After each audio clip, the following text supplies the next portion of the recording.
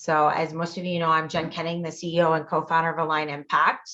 And our commitment to the planet is that the world works for 7.8 billion people, not at the expense of the planet. Happy Earth Day. I'm super excited to have this conversation with Eva today. I have lots to say about Eva. And I'm really grateful that we have a lot of clients, advisory firms, and deep friends of our firm and mine on this call today. So that's like one of the biggest acknowledgements is that we have impact investors who have been on their journey for more than a decade that are joining us. And so I really love that about our community, that we're always curious and learning and willing to support each other. And we're collaborative because we really do believe that for the world to work for everyone, it's going to take a village and it's going to take all of us. So with that, again, very much thank each of you for carving out the time today. So Eva Yazhari doesn't really need an introduction. Besides being a dear friend, a client, and someone I deeply admire, she's also the CEO of Beyond Capital Fund. She's the co-host of Beyond Capital Podcast. She's the founder of Conscious Investor online magazine. And now she is the author of The Good for Your Money Can Do. Hopefully you guys have a copy here. If not, I'm sure we can figure out how to get you one. And I think what speaks volumes about Eva beyond her over a decade journey in this space is actually the dedication in the book. And I was telling Eva before this that I actually had a chance of reading this book before I went to print. So I actually didn't look at the dedication until I was preparing for this. And I was really moved by the dedication of the book. I dedicate this book to the people who have been marginalized by systems that do not work equitably for all members of our global human family. The practice of conscious investing has made me feel more connected to you and illuminated that we are all united in the impact we can have. I think that really speaks to her commitment, her character, and how she really lives these values in the world. So before we do a little bit of a preview, Eva, can you give us one fun fact about you that we couldn't Google? For sure. I want to say thank you for having me and great to be here with everyone. So this past weekend, I started singing lessons again after 20 years of not having taken a voice lesson. I started them up again. So I'll be working on some songs. I'm not sure I'll be ready to share that with the world, but that's definitely a fun fact you would not find on Google. Awesome. Well, we will be cheering you on. I will not be singing with you. I got cut from the chorus in 4th grade, so I won't be joining you on that journey, but I'll gladly attend a concert. So I thought I would start with some survey data that came out this morning, just because there are a lot of you who are already deep on your journey of impact investing, and maybe you haven't seen it. Fortune put out the IBM survey this morning with over 14,000 people across the world weighing in. And I felt that there were 5 stats that really speak to the conversation we're about to have. More than 70% of people now say they are more likely to work for, stay with a company with a good record or reputation on the environment. More than 70% of people. 55% say they are willing to pay more for brands that are sustainable and environmentally responsible. 48% of investors say their portfolio already takes into account environmental sustainability, and another 21% say they will likely add sustainability as a factor in their investment decision in the future. If you take those 2 stats together, it's 69%. Here's the one that I thought was the most interesting. 84% of all CEOs in Fortune 500 companies say that sustainability will be an important part of their strategy in 2022. This is up by 32% from the same survey done in 2018. So a lot of what Eva talks about in her book is around the principles of using all the different levers you have in order to drive this movement forward. So Eva, you got off to a really normal traditional career path, Wall Street, women, hedge fund. And then you actually got off that path rather quickly in some cases. It didn't take a full, decade for you to figure out that you wanted to do more with your career and also more with your money. In the book, you really do a great job of bringing us along on your journey and your story, and you get deeply personal. One of my favorite parts about it is I felt somebody could read it that has never even thought about this topic, and somebody like myself could read it, get re-inspired, passionate, and could see new ways of doing things. So I think you did a really great job of really making it inclusive for everyone, and having us go on our own journey through your journey. You really show us the good, the challenging, and the things that we still need to work on. So if we think about your early days on Wall Street, tell us kind of when you knew that you were going to need to do something different, or it was going to need to be more than just the traditional Wall Street track. Yeah, well, I worked on Wall Street mostly in the fund of hedge funds business at a time where there was great change. It was during the tip off of the great financial crisis, the last financial crisis that we had prior to what's happening now. And really, I mean, I love the job. I love the process of the deal. I love investing. I'm at my heart, I'm still, and in my core of what I do day to day, I'm still an investor. But I just, I was working with the activist hedge fund managers. I had that fun job that everybody wanted, which was to manage the relationships and be the liaison with the corporate raiders, Bill Ackman, Carl Icahn, Rally for Change, but only stock price change.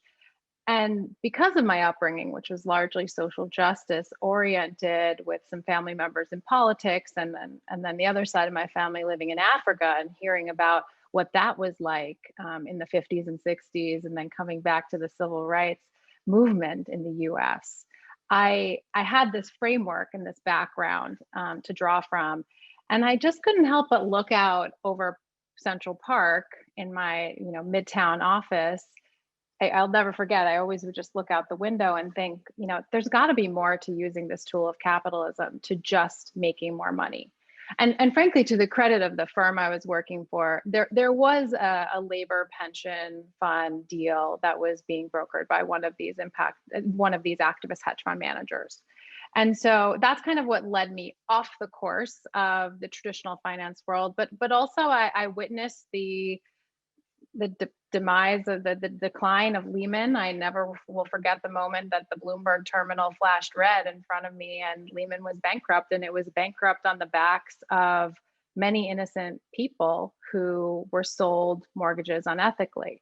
And so that is a trade that I write about in the book. The Big Short comes up here because everybody knows about it, but I think a lot of people don't know it in the context of what it did to the fabric of America. And how challenging it really, really was for people. And so I looked around and I didn't see enough purpose. And that's why I decided to move in a different direction. And actually, maybe to kind of fun fact here, I actually thought about moving into the art world. It was either impact investing or it was the art world. And I'm really happy that I made the choice that I did, even though I love art. Yes, you do. I've been to your home and you have fabulous art, you and your husband, Uman, who's also joining us. Thank you. So let's talk about the difference, because you do focus on it, between impact investing and conscious investing. Yeah, I make this distinguishment because I think it's really important. So what I recognized and what I started to, when I started out in impact investing in 2009, I took a very hard-nosed, intellectualized approach. And I actually think I over-intellectualized the space. I thought it was all about just transferring those tools over from Wall Street and then, done. Then the impact will be had. But I started to realize, based on a number of things, conversations I was having with others, seeing that not everybody in my peer group was really understanding that they could use all their resources over time to express their values. And having interactions with my own portfolio, with even my former financial advisor in Switzerland, who, really would not accept the fact that I wanted Philip Morris out of the portfolio. And that's the opening story of the book. And so the reason I think that, impact investing is important to distinguish from conscious investing is really because I think impact investing still exists in the hierarchies of wealth that we're all looking possibly to change. And I think there's something deeper to think about there, which is why I shifted the book to becoming a conscious investor. And what a conscious investor is, it's just using all your resources to align them with your values. It's not only your money, it's thinking about your money as one source of your wealth, but also thinking about your relationships, your time, your community, your voice, your social media, democracy as a verb, as my uncle used to say. And so ultimately, I think conscious investing is a tool that opens up this discussion for new investors, experienced investors, conscious consumers, active citizens, but it also unifies us in one goal. It's not about having a large checkbook to be an impact investor. It's about bringing everybody together to think about the good that their money and their other resources can do.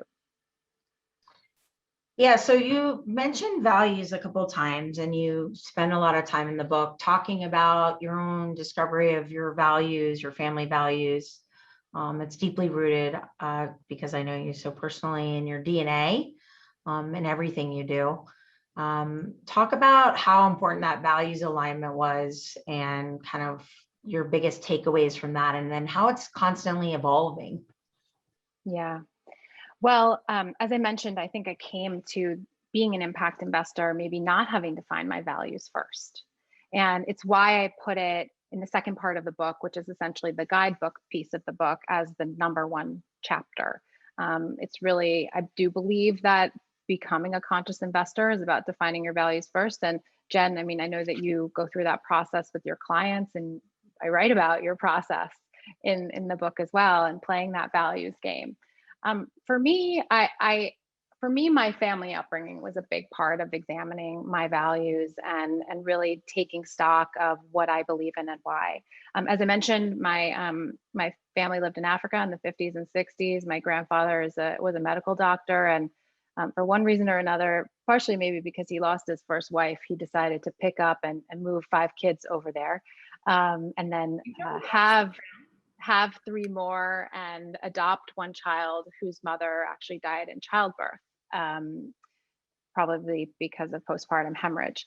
And so I grew up hearing about these stories, and some of them were lighthearted. My father had a pet monkey, and he was, always kind of telling me about these experiences and how they would just kind of go wherever they wanted to go in these very rural areas. But ultimately, I think what I took away from it was that Africa was a place of opportunity.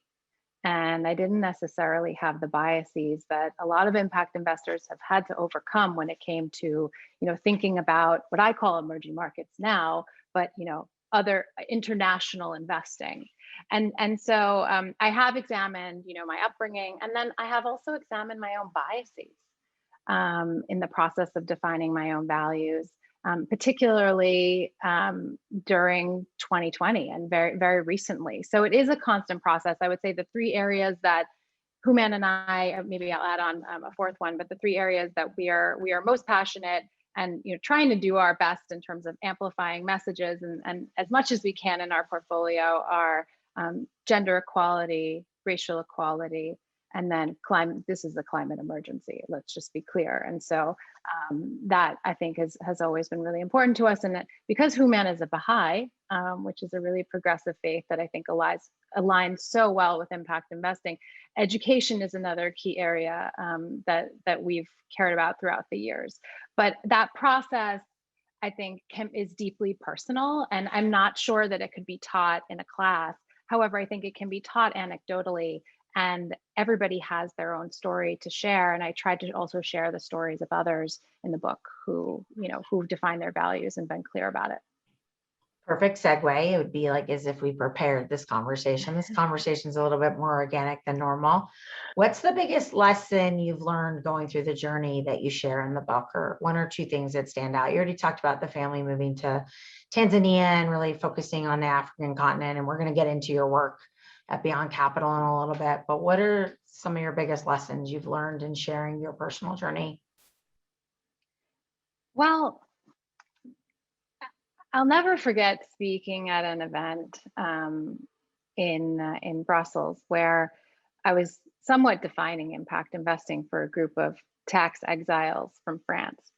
And I struck hit it off with a couple, they're really nice people. I spoke to them at the cocktail afterwards. And they were both previously working for Louis Vuitton Moet Hennessy, so LVMH. And one of them said to me, philanthropy is the new luxury good. And I just thought, oh my gosh, like there was a really big aha moment, I think, for me, even in the turning point of kind of like thinking about writing this book, because I couldn't help but think that there was a lot wrong with that statement. And where it really led me was kind of on a journey of examining, again, the values, but also the kind of the impact of everything that we do. So that it doesn't become like just a luxury, it becomes an everyday conversation. And so what that really distilled down to was the fact that no investment is neutral. And it's a simple but poignant statement.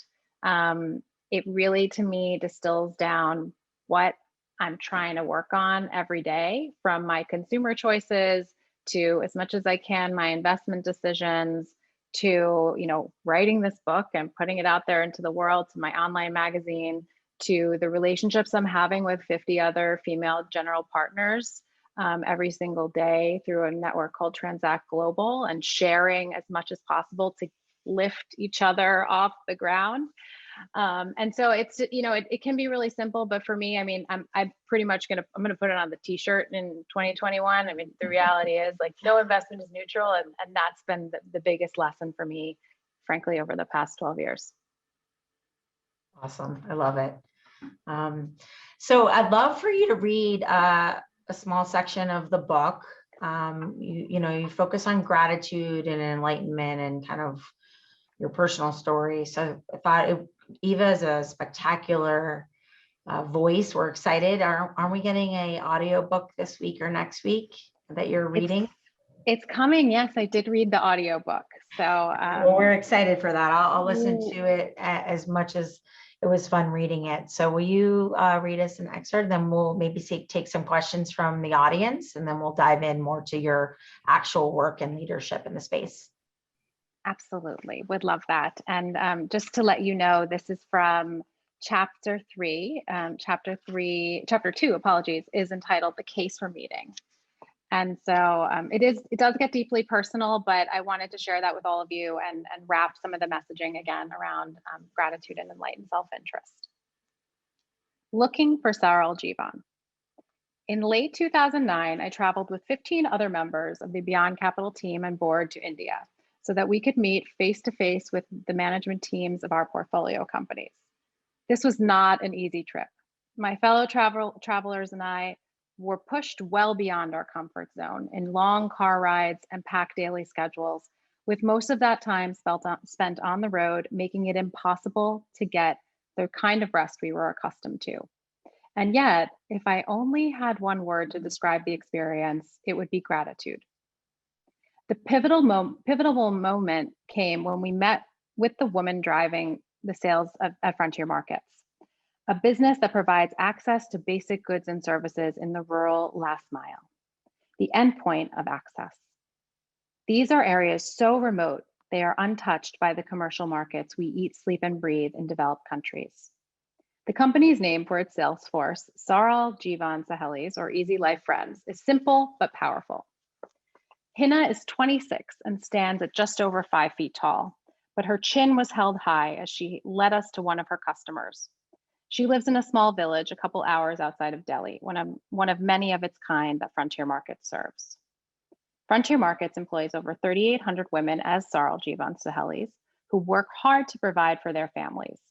The women we met told us how they saved their earnings for important life events we can relate to, such as child's marriage, as well as needs we sometimes take for granted, such as education or a household washing machine. And their efforts were paying off. Both their lives and their social standing had improved since Frontier Markets had grown as a company. Their husbands and families were proud of them, and Hina's bold stroll through the main road of her village demonstrated her elevated standing in the community. The company has also generated positive financial results and developed a market that not many big companies can reach. I'm excited by the financial return potential for this investment as well. I walked away grateful for each moment of that experience, grateful for the choice we made to support Frontier Markets, grateful for the choices we have here in our lives, and grateful for the possibility of contributing beyond myself. Saral Jivan might be different for everyone, but we are all in pursuit of it. Gratitude for what ease we do have often becomes clearer as we share experiences, time, and resources with others. According to Brother Steindl Rast, this is the secret ingredient to happiness. Gratitude as a cornerstone of meaning. At Beyond Capital, we have invested in rural health clinics that solve the major problem of access to primary care in remote areas. On that trip to India, I also spent time on the ground visiting our investment in Karma Healthcare, a telemedicine healthcare company whose story I will share throughout this book. My strong belief and support of that company in particular stems from my gratitude for healthcare access when my son's life was on the line. Just 3 weeks after he was born, my son Alessandro contracted a bacterial infection that sent us rushing to Cedars-Sinai Hospital in Los Angeles on a Sunday afternoon. In spite of the chaos and sleep deprivation of having a new baby, my husband had noticed our son was breathing heavily, and soon after he spiked a fever. As soon as we arrived, he was in immediate triage in the emergency room. In the hours that followed, doctors had to restart his heart, administer the strongest panel of antibiotics and antiviral medicine available, and perform a spinal tap. 36 hours later, my tiny infant son had been released from the ICU with a catheter administering antibiotics to his heart and was recovering well. He would stay in the hospital for another 10 days and then go home to grow into a rambunctious, curious, wonderful little boy. It is difficult to recount that experience without tears. My son beat the odds of his infection with no lasting side effects. Despite the stress and worry inherent in those memories, the strongest feeling that I ever remember from this experience is gratitude for the access to healthcare that was literally at my fingertips and in very close proximity. Gratitude has fueled over a decade of inspiration and enthusiasm for the work I am able to do, and gratitude in moments like these has inspired further investments for related causes. In your own pursuit of inspiration, enthusiasm, and meaning, remember that it is not the circumstance that is important, but your perspective. The more you pursue your gratitude in life, the more you find it, and therefore, the more you enrich your life. Enlightened self-interest. How can we all thrive together? Can we create abundance for everyone? And if so, how do we make that a reality? While we may not actually have a sense of security, and many will still lack access to critical goods and services, viewing progress as a zero-sum game where the pie is finite puts everyone into survival mode. According to entrepreneur Dan Price, founder and CEO of Gravity Payments, the answer is through a mindset known as enlightened self-interest. When a person acts to further the interests of others, ultimately those actions serve their own self-interests. It is easy to get trapped in the mindset that the pie is finite, that there are only so many resources to go around for everyone. It is from this mindset, billionaires are praised for giving their money to charitable causes, even though it is often not the most effective means of helping those who are socioeconomically disadvantaged. Further, many believe that giving or helping others, whether through welfare, reparations, or affirmative action, for instance, means there will be fewer resources and opportunities for them. In fact, research has shown the opposite is true. When you work to elevate the standards for everyone, you see positive benefits for yourself and for society. For instance, research has found that helping others not only produces emotional satisfaction and a sense of purpose, but it also reduces stress and tension and boosts heart health. Other studies have shown that kindness has a compounding effect. When we are kind to others, they are far more likely to pay that kindness forward. It is perhaps no surprise then that helping others not only benefits us and those we assist, but also society at large. According to a World Bank study, social safety nets, programs designed specifically with the intention of helping others, not only help to elevate individuals, families, and communities out of poverty, but also help to reduce inequality. And in a society where everyone is on more equal ground, everyone benefits. These concepts are at the core of servant leadership, a leadership philosophy in which the goal is to serve others. It encompasses self-awareness, humility, integrity, foresight, listening, trusting, being collaborative, resolving conflicts, not abusing authority, and being results-oriented. It is from this philosophy that Dan Price made the controversial decision to provide a minimum $70,000 salary to all his employees at Gravity Payments, which resulted in a cut to his own salary. As someone in a position of influence with resources, Price sought to elevate the standards for everyone within his organization, not just himself. While this decision may have raised some eyebrows, it was consistent with Price's mission. Price first got the idea for Gravity Payments after hearing about the exorbitant fees his friend's coffee shop was paying just to process credit cards. Price strongly believed that small businesses were very important for the American economy. So important, in fact, that he became focused on creating a payment processing solution that would help them thrive. By 2015, Gravity had grown to rival Visa and MasterCard in its capabilities. By that time, however, Price had shifted his focus to another problem that many small businesses face: paying their employees a decent wage. Price was alarmed by the statistics he read, which indicated that while productivity had risen by 70% for the past 40 years, worker pay had only increased by 11.6% during the same time. So he decided to cut his own salary and start all his employees at $70,000 a year. This choice made Price a bit of a CEO activist. Some praised his decision, while others saw it as a stunt that would eventually bankrupt the company. To Price, because he was so focused on doing the right thing by his employees, there was no other choice. As Price put it, when I announced I was taking a $1 million pay cut to pay everyone $70,000 a year, the situation was that I was now in a community where everyone could meet their needs. And Gravity Payments became about the people and the principles behind the company. Price is still an owner of his business. He didn't sell it all or otherwise give it away. Price firmly believes that by providing what he considered a living wage to his employees, that he was enriching his community and therefore enriching his own life. From this perspective, contributing beyond yourself is about more than simply feeling good. It's also critical to your success and the success of those around you. If you want to further your own position, then you have a duty to do good in society. One application of enlightened self-interest for entrepreneurs and business owners is to follow the same path as Price and build a company around the sense of duty. Through your business, you can improve the lives of everyone your business touches, including your own. Such an approach is not as far away as you might think. In fact, as Price's story illustrates, in some ways it is already here. Businesses and investors are already acting from a perspective of enlightened self-interest, and they have the success stories to validate this approach and bring it to the mainstream.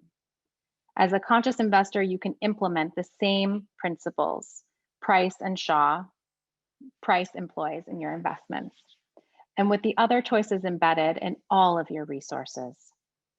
This is a major driver of conscious investing: the desire to know that society is flourishing for everyone and that others' success is meaningful to the health and well-being of you and your family. While this concept may seem abstract at first, ask yourself, how much do you want the neighborhoods adjacent to your own to be struggling? How much do you want the public schools in your area to be underfunded? Most likely, not at all. Ultimately, enlightened self-interest is equivalent to a wealth consciousness of abundance. Just as acting in a mindset of enlightened self-interest is also shown to have positive benefits for all, acting in a mindset of only self-interest has the opposite effect. Both in the financial crisis of 2008 and the corresponding recession that resulted from the COVID-19 pandemic of 2020, societies across the globe saw firsthand how inequality for some led to a crisis that could touch all sectors of the economy. As my coach, Karen Eldad, often says, we are all in this together. Yes, we are. Thank you for listening. Thank you for sharing from the place of gratitude and just your lived experience. I think it's one thing you and I bonded over many, many years ago, is that when you see it in the field and you actually sit and have a conversation with another human being, something magical happens. If you haven't listened to that podcast with Eva and Ed and Dan, I think it's like number 2 or 3 in the first season. It's somewhere in the beginning. Eva can probably put it in the chat. I think you'll find it to be a good use of 40 minutes of your time. So I want to open it up for a few questions. If anyone has any specific questions around gratitude or Eva's journey, we are going to get into the work in the field and beyond capital in this next section. But if anyone has any questions, let me pause and take them now.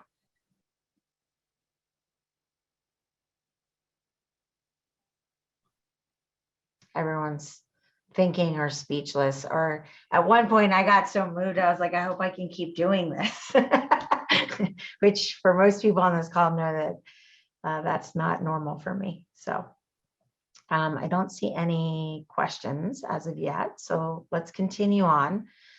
It's one thing to invest your own money. It's another thing to write a book. It's another thing to innovate new products and strategies, which you've done on multiple levels.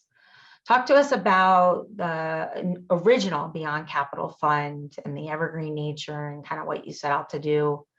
And then also share with us where you're at with your Beyond Capital Venture Fund. And I'd love for you more to share from us perspective of you were really trying to turn it on its head, bring everyone in, give everyone a place to play, and then use tools to really level the playing field for everyone, not just the investors, but the beneficiaries as well.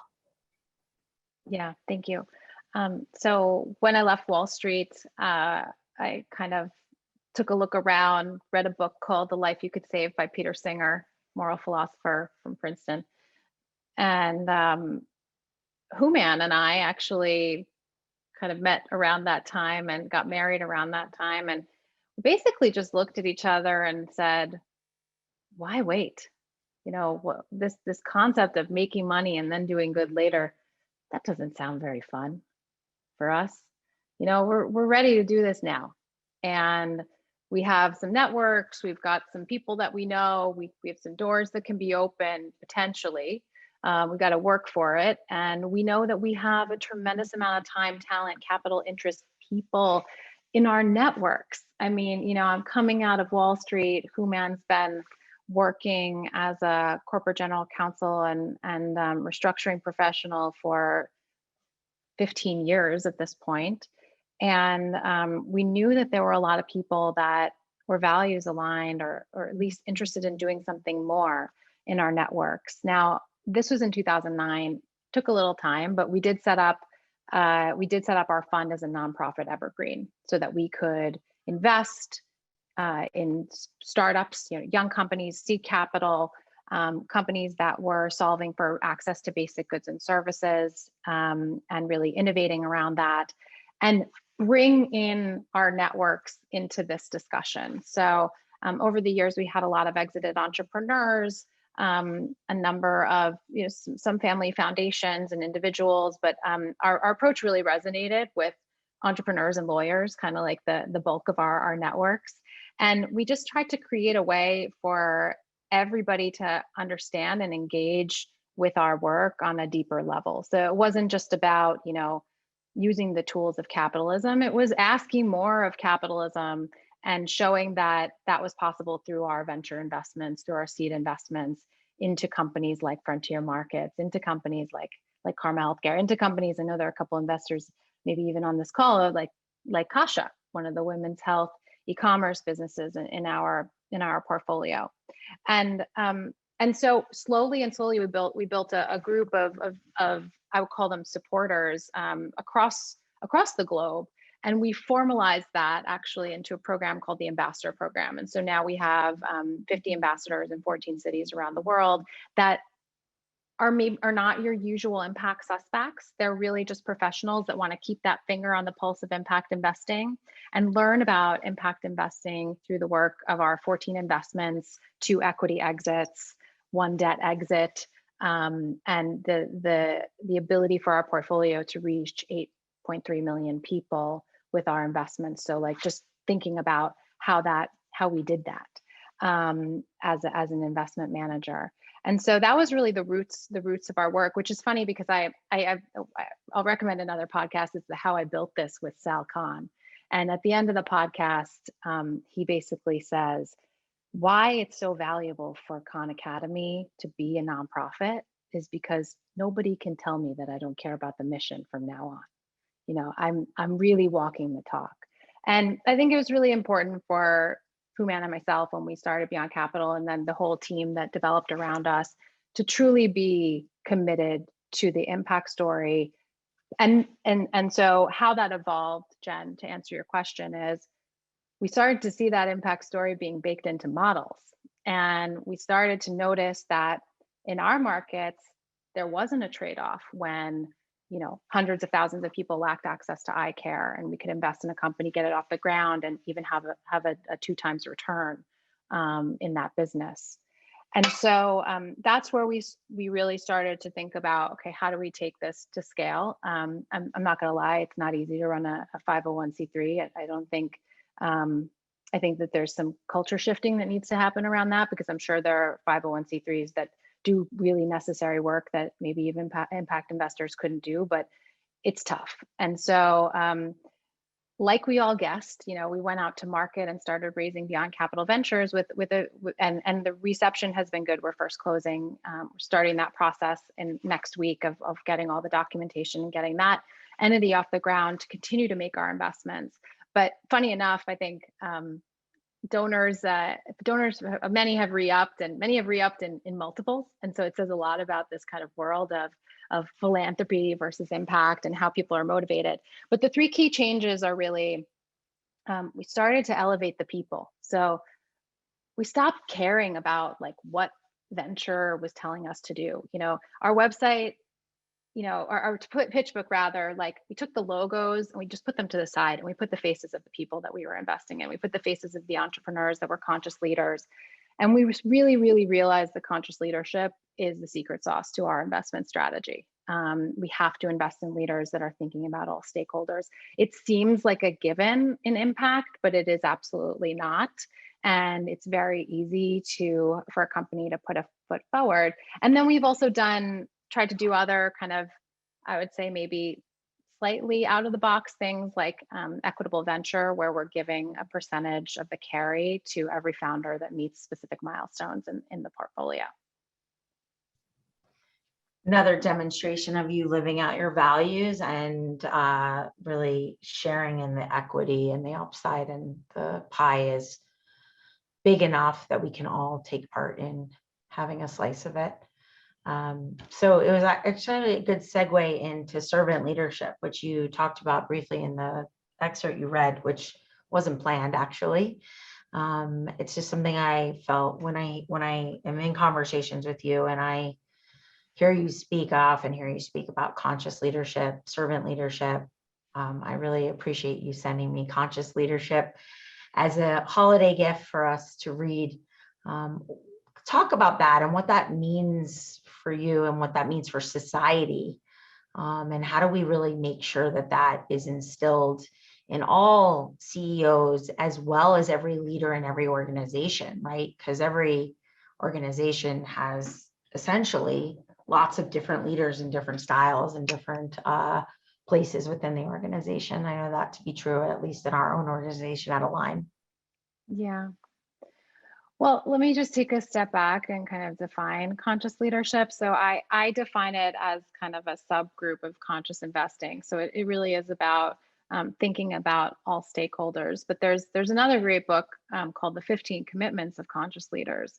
And it goes deeper into just the qualities of what conscious leaders bring to the table and how they succeed. And those are responsibility and curiosity and candor, and I'm just listing off a few of them, appreciation and play and rest and approval and allies and win for all, which I think is the big one. It's really the win-win, finding the win-win solutions. And I just can't help as an investor have noticed that while an idea can be great, a tech solution can be great, like we can follow that trend of having to be, the tech investor, or enamored by that particular, like the WeWork of this or the Uber of that. But let me just say that the leadership of those companies is not impressive to me. I think WeWork being the primary example of that.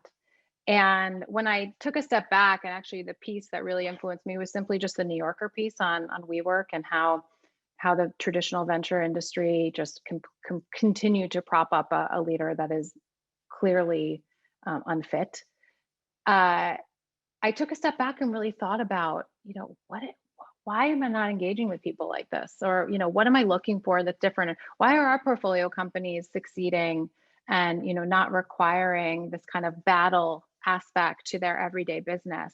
Then it really came down to just, knowing that we had selected leaders that were thinking more holistically. So to give an example, Kasha, I think, is a great company that truly walks that talk. Not only are they, changing the way that women's health is viewed in East Africa, and potentially even globally in the future, but they are engaging their employees. So they're working with more local women to sell their products. They are engaging with the government. They are the first ever company in Rwanda to receive an online pharmacy license. They also worked with the government to lower the contraceptive access age in the country as well. And they're very aware of the community, and of course they're aware of their shareholders, right? So I think that's the easy one. But the leader, Joanna Bishel, she really goes above and beyond in the way that she thinks about all stakeholders, and has built a business that is growing, scaling, and truly working for her constituents, for her customers, who are ultimately receiving the products that they want and like and need every single month. And so I think it's, for us, it's become like a major part of our strategy. We put it into our due diligence and our screening process. We've got a 1 to 5 score on how each team is engaging with 5 different areas, 5 different stakeholders. And we'll be doing some character assessments in our next round of deployment for Beyond Capital Ventures around conscious leadership qualities, and how the leaders that we're investing in are fitting into kind of the way that they're thinking more holistically. And last thing I would say is, traditional venture has totally acknowledged this in the past, and it's because a person can change an idea. An idea can't necessarily change a person. So I think investing in people is very powerful all around. We agree at Align. We spend a lot of time on team and people as much as on the product and the service, because we believe that at the end of the day, we're betting on the people to be able to execute. So I'm going to ask 1 or 2 more questions. I'd love for questions from the audience. I would encourage you to stay to the end, because I am going to put Eva in the hot seat on her podcast. She has rapid fire questions. I'm going to have her go on the hot seat with different questions that are coming from me. So that'll be the last 5 to 7 minutes of the session. And it'll be, I'm excited for it because I don't know a lot of these answers about you. So if you have questions, I'm going to open it up in the next few minutes here, depending on how many questions we have and the length of these 2 questions I still have for you. So what's been the hardest part of your journey? I find that we talk about the good, we talk about the things we're trying to change. It's often lonely at the top. When I was thinking about what would I want to ask you, leader to leader, this was like one of the things I really wanted to have you weigh in. What's been the hardest part, and probably is the most rewarding part, right, of this journey?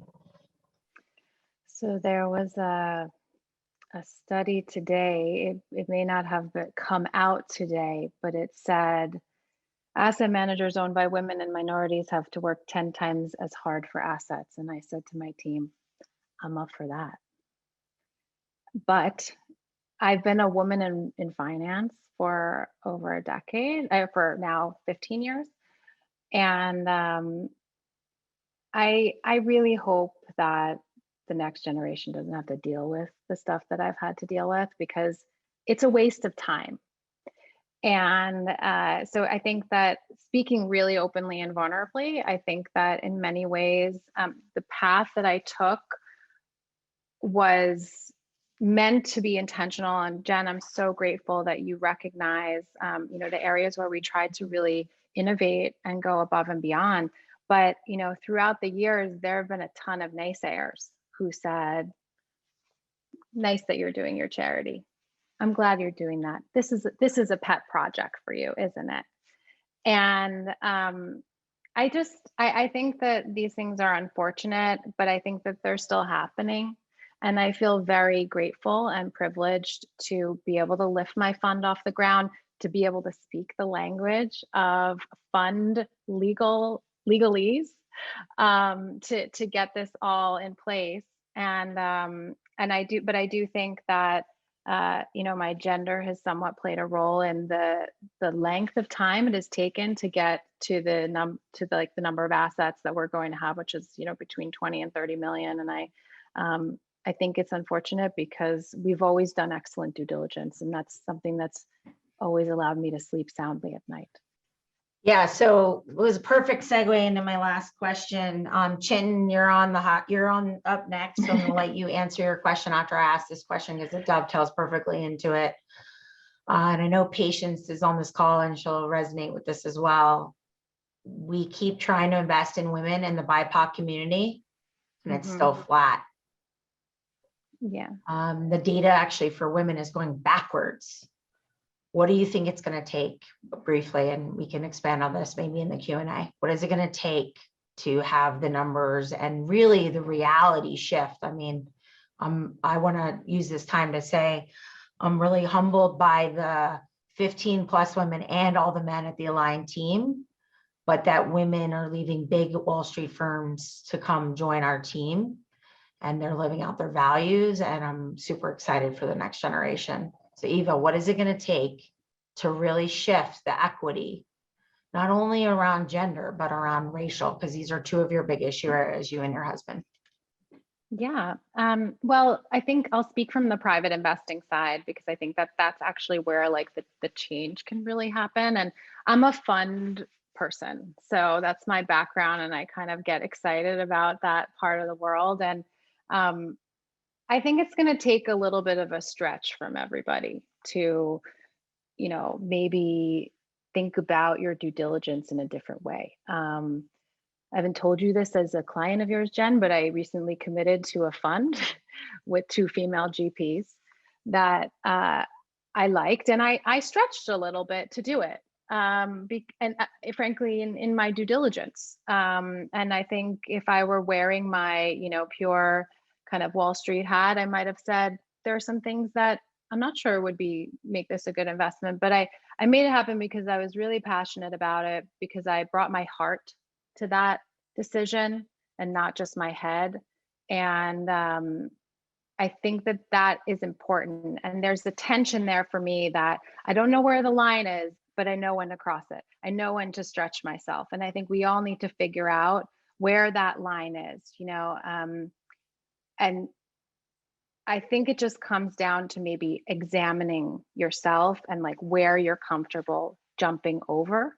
Jackie, that's awesome. So yeah, that's so cool, because ultimately what this is going to add up to is a whole different landscape of fund managers. And I can't wait for that. I'm so excited for that. But I do think that we all have to just take an extra stretch. And if you can do it fund a female, fund a manager of color. Look at, don't necessarily maybe require that they had to work at Goldman Sachs before, they had to have gone to Harvard Business School. Like, think a little bit deeper about them as people and what they bring to the table. And as I think Jackie's writing here, share your due diligence with others, and make it possible for others to take that chance, because sadly, the way we've been trained, it's like we've been trained to think it's a leap when it's not. Yeah. Really well said. Thank you. And to the Align clients, there's quite a few of you on this call. Thank you for also leading that way, because you do that in your investing. Chintan, do you want to ask the question, or you would want me to ask the question? I'd prefer you do it, but so we could hear your voice. Yeah, sure. Absolutely. I just got my second COVID shot this morning, so I'm a little out of it. But great to see you. Yeah, absolutely. So I think, Jenn, you touched upon a lot of these points already, but to me, the big question was, as this movement, as this kind of, this philosophy of approaching business and finance and investing is growing and gaining steam and broader acceptance among a lot of people, because I personally believe, I think you do too, Eva as well, that it has its own merit. At least I'm starting to see a lot more pronounced kind of voices, right? Coming in, it's not really a political question, right? But it's coming from generally one kind of political sphere, but even outside of the political piece to it, right? So to me, I think there are a lot of counter forces, right? Because, in some ways it makes sense, right? Like we're displacing lots of old institutions and old ways of doing things. And there are lots of entrenched interests that would rather have things just be what they are, right? And so I'd love to hear your, Eva's thoughts in particular, just about that piece of it, right? Because it was my experience as well, right? That kind of 10 years ago, people were like, oh, that's cute, like, oh, it's just philanthropy and it's not going to go anywhere. But now it's a little different, right? It's a little bit more threatening to the way that, things used to be done. And now there's, to me, I think there's a stronger call to action, at least in my mind. But I'd love to hear you guys' thoughts. Yeah, well, this is where I might kind of look to Brene Brown for some advice, because I think her advice on leadership, and bringing the heart to leadership and not shaming is really important. Now, Chintan, what you're pointing out is probably that, people feel scared and people feel threatened, and they're shaming, or they're kind of creating an opposition. While I think that there will always be, there are always going to be naysayers, I think it is really important to, find a way to kind of understand that not everybody is ready for impact investing, and that is okay. I mean, I'm sure we've all sat at dinner tables over the past decade with people, and that guy has a massive portfolio and he is not doing anything with it, and he frankly does not care. But maybe 10 years later, something will happen in his life where he'll feel a little bit more connected. And it's why this book takes a really simple approach to explaining what conscious investing is, because I really wanted there to be like somewhat of an easy entry point. The title itself I thought was going to be like mocked, the good your money can do, like how simple is that? But I do really think it is important to just kind of allow for everybody to be who they are. But the more like the snowball gets moving, the greater the momentum will be. And like, I think we're all in agreement, especially based on all the amazing statistics that Jenn just told us in the beginning of this call, that this train is not stopping. And it's not whether they like it or not sort of thing, but I think that there's also this kind of market force positivity of they can get on, enjoy that opportunity and get involved, or maybe even become irrelevant. But I do think that understanding that not everybody is ready is super important to being a conscious investor and kind of meeting your fellow citizens where they are. Yeah, and I'll just add on to that because I think it's super important that we do it differently. To debate it and to discount it is a very old school way of thinking. And I would say my response to that question, Chintan, and it really follows Eva's, I would welcome where they come from the opposite side to have a really open, safe dialogue to see another point of view, and to potentially speak their language, but ultimately it's our focus so that they get to their own aha themselves. I do have the privilege of sitting with a lot of people with wealth, a lot of predominantly white males, and I try to use that space to forward that conversation inside their own language, and then they recognize that we're actually speaking the same language. It's just they want to talk about returns, and their children or their employees want to talk about sustainability, equity, inclusion. We can actually have both. It's not an either or, it's similar to the whole pie discussion. So, Yeah, yeah. I agree. And as Fran Siegel says, impact investing shops across the aisle. It's the private sector solution to public sector problems for those who are more conservative. So I agree with you, Jen. I think there's an absolute way to engage. Are there other questions for Eva? You can just unmute yourself and ask a question, or for me, but. Hi, I actually had a question, Eva. I'm a new associate on the client advisory team at Align.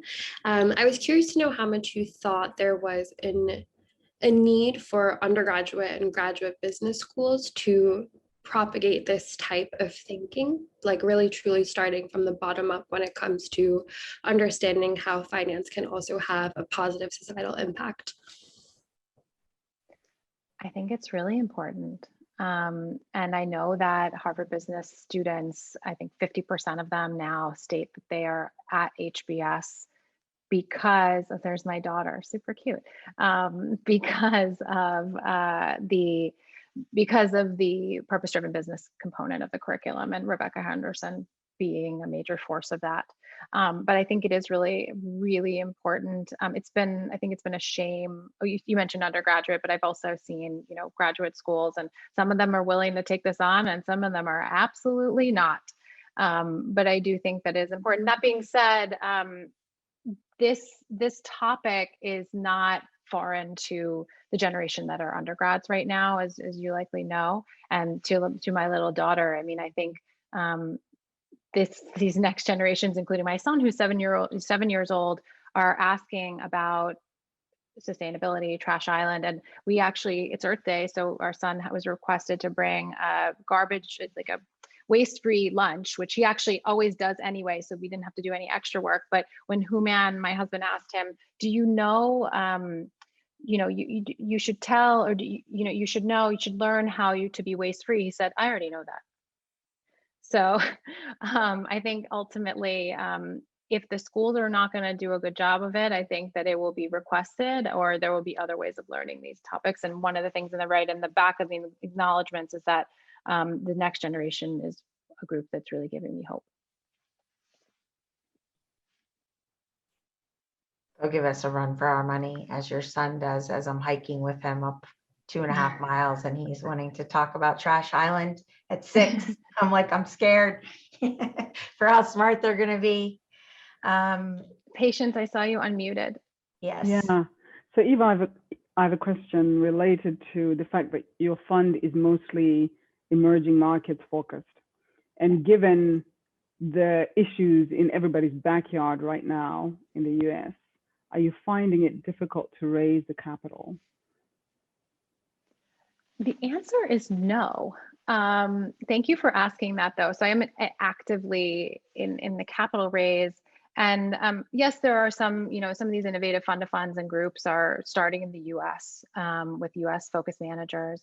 But I'm finding that our LP base, which is currently family office anchor, fund of funds, impact fund of funds anchor, and then a bunch of individuals, they're looking for something as a way to add to either their portfolio diversification, because we are talking, as you know, patients, about our fund as like a diversified turnkey emerging market solution, since we invest in 4 countries, India, Kenya, Rwanda, Uganda, and we blend the East Africa and the Indian markets and the opportunities there.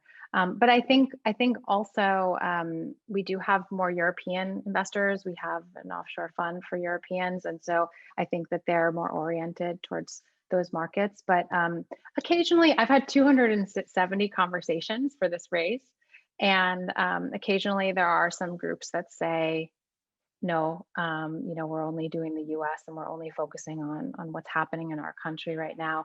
But if I just wear my investor hat, having a diversified portfolio is a good thing. And so we're adding that piece to the VC more private allocation for emerging markets.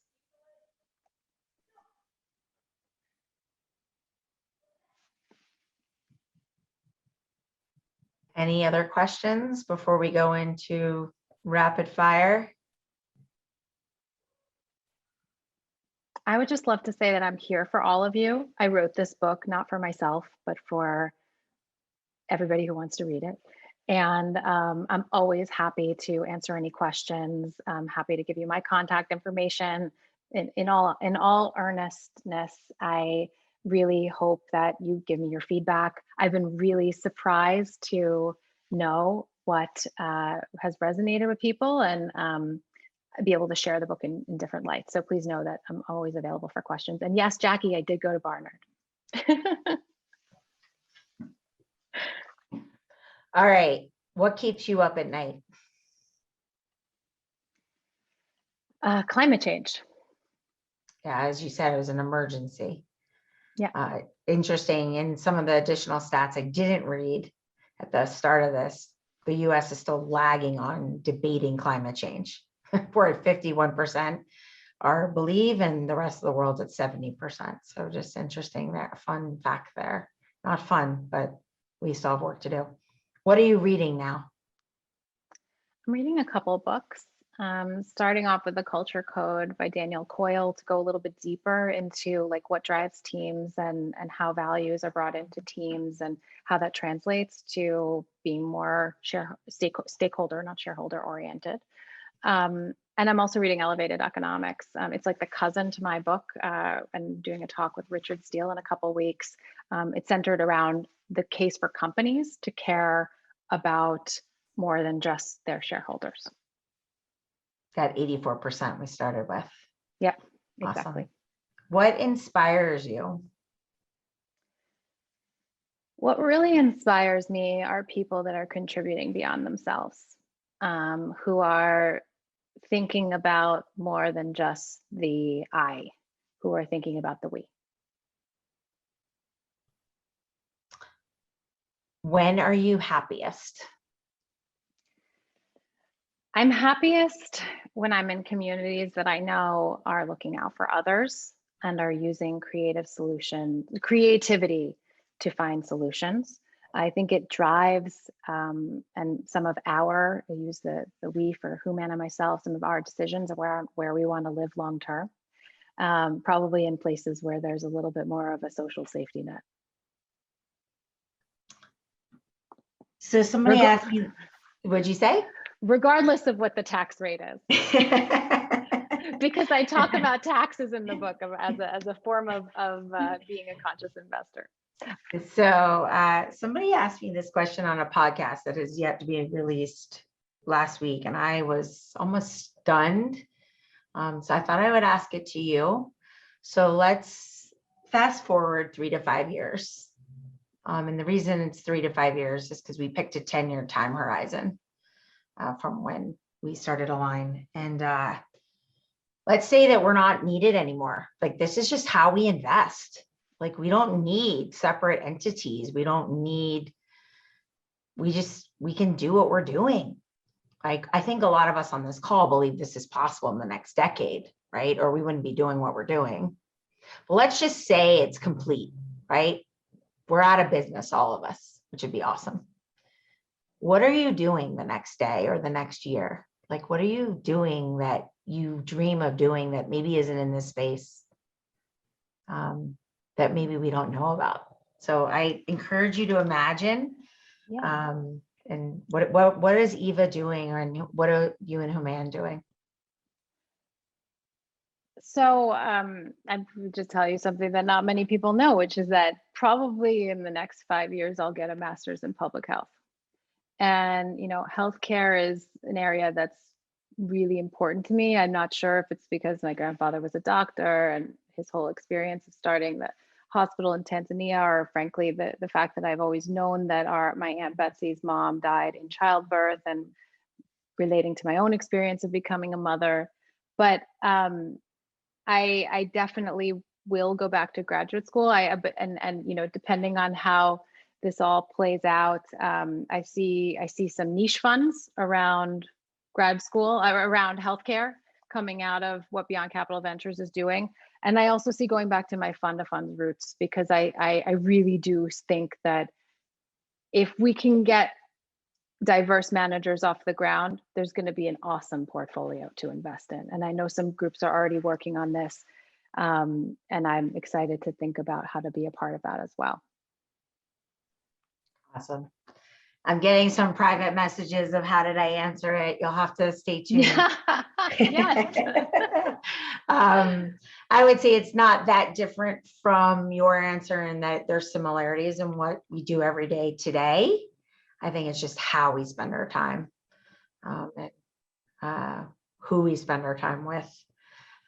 So one more question, and then two more questions. One more question, actually, and then I'm going to let you do a call to action. What's your biggest dream?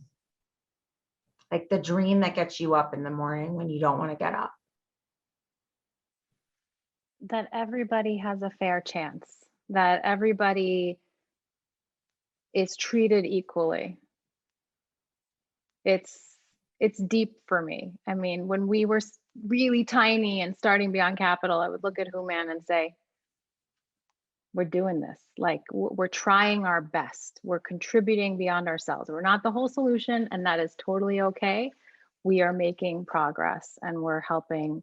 We're using our tools to do that. So, yeah, I don't know if you remember this, but the first time I met you was at a Beyond Capital event in your LA home. I think it was like 2012 or 13.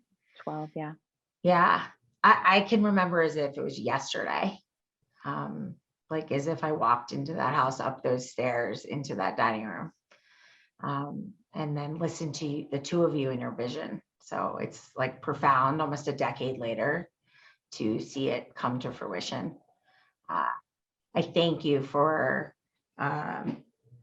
trusting me and being a friend and a colleague, and just opening your hearts, and being authentic people that live your values. And the Align team thanks you guys for being clients, innovators, trailblazers in the space, and part of our family. So I'm going to let you close this out with the last words and the call to action.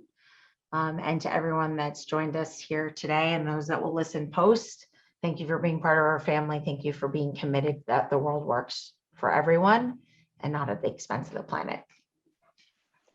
Thank you, Jen. And thank you to your team at Align. I think this conversation and the tone of this gathering in the middle of this Thursday on April 22nd really exemplifies the authenticity and the strength and the female leadership qualities that you bring to the space that are so needed in much, much more of capitalism. And that's why we're on board with you, and we're never going anywhere.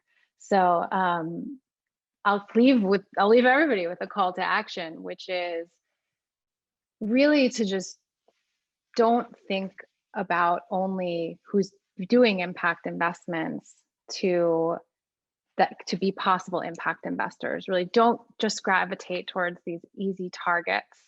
Build your community with everyone you interact with. Maybe ask that person at your church what they care about. Ask that person that you're interacting with. I know it's hard because we're interacting less, but we're starting to do it more.